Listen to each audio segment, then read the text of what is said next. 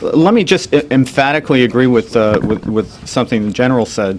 I came at this from complete ignorance as well.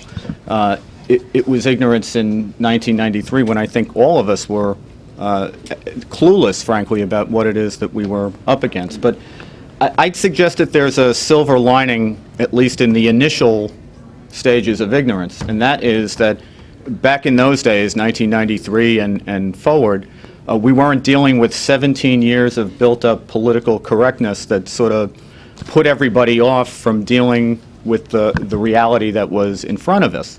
And as a result, when we proved the cases in the 1990s and convicted terrorists in civilian court in the 1990s, nobody tried to stop us or suggest in any way that we shouldn't follow the evidence and the facts wherever they led.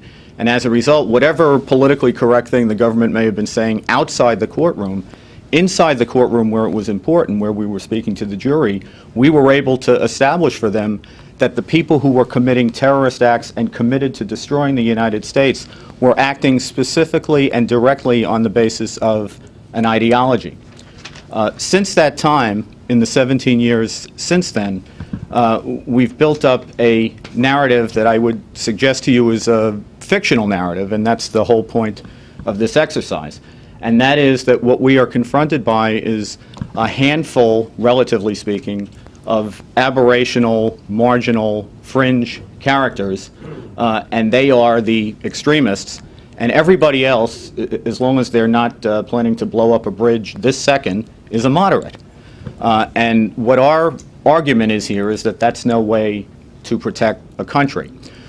The exercise that we're trying to push forward here, the central thrust of it is that we need to move the dividing line or the focal point of where we understand the threat to the United States, which is about a lot more than terrorism.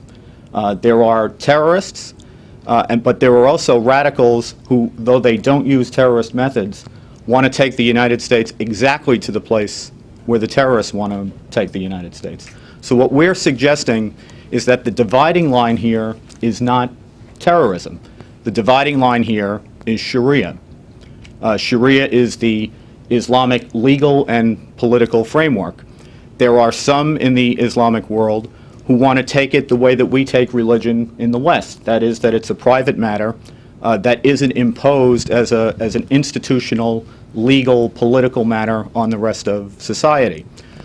There is a vast swath of the Islamic world that rejects that and takes it as a divine mission to impose Sharia, whether that's done by terrorism or done by more sophisticated means. Sharia is the focal point that we need to look at. And Sharia is extremely important because it is completely antithetical in very core ways to American values, starting with the fundamental premise of the United States, which is that the governed have a right to make law for themselves, to make choices for themselves, irrespective of any religious code. So that's the dividing line. That's where we're trying to push the focal point. And I'm very proud to have been associated with this project and the people who've contributed to it. Thanks very much.